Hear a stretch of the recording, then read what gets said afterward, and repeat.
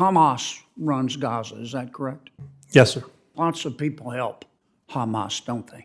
There are people who help. There are lots of people in Gaza who oppose Hamas as well. Well, Qatar sends Hamas $10 million a month to run the place, does it not? It has. The Palestinian Authority, which the people of Gaza rejected in favor of Hamas, pays Gaza's electricity bill. They keep the lights on for Hamas, don't they? Well, to be clear, the people of Gaza didn't reject the Palestinian Authority. Hamas took over with force of arms. I don't want to debate that. Yeah. There's not much to debate. Yes, the Palestinian Authority does provide salaries to its people in Gaza. Does the Palestinian Authority keeping the lights on in Gaza? They pay for some of it, yes. The UN sends Hamas money to educate the children, does it not? The UN pays for some education in Gaza. They do that through their own agencies. Is that a yes?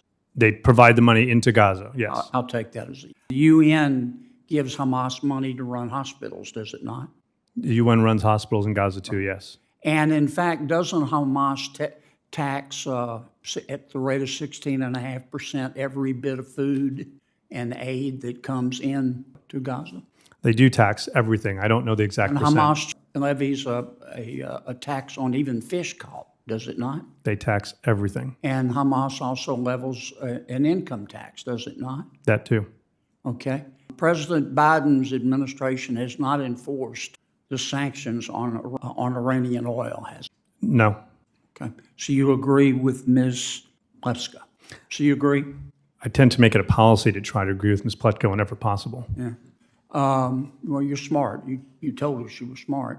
President Biden has not chosen to impose the snapback sanctions under the JPCOA, has he?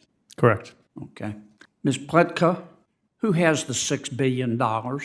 It's in a bank in Qatar. Okay. So Qatar has control of it. In essence, that is correct, although... Well, let me put it this way. There's a Qatar bank. If Qatar tells them to do something and the United States tells them not to do something, who's the bank going to listen to?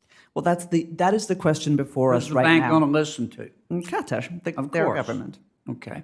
And isn't it a fact that back in 2021, Treasurer Yellen, through special drawing rights at the International Monetary Fund, gave Iran $4.5 billion?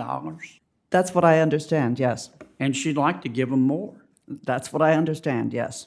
That's like cash money. It's really a dividend. You can cash in for U.S. dollars. Is that right? That's what I understand. Wow. It seems to me that we could cut off Hamas, or at least to go a long way toward doing that by actually just enforcing the things that we already say we're enforcing.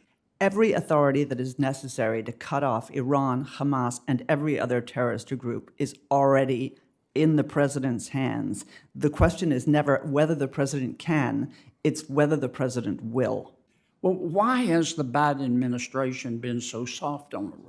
If we know Iran is funding Hezbollah, Hamas, the Houthis, their surrogates in Syria, their surrogates in Iraq, why has President Biden's administration been so soft on them? Well, do they just think love is the answer and that this isn't a bar fight and that, I mean, it just looks to me like this administration is quoting Socrates in the middle of a prison. That's a very apt picture. I'm not a spokesman for the Biden administration, so I can only give you my estimation. There has always been a problem in our compartmentalization in dealing with Iran.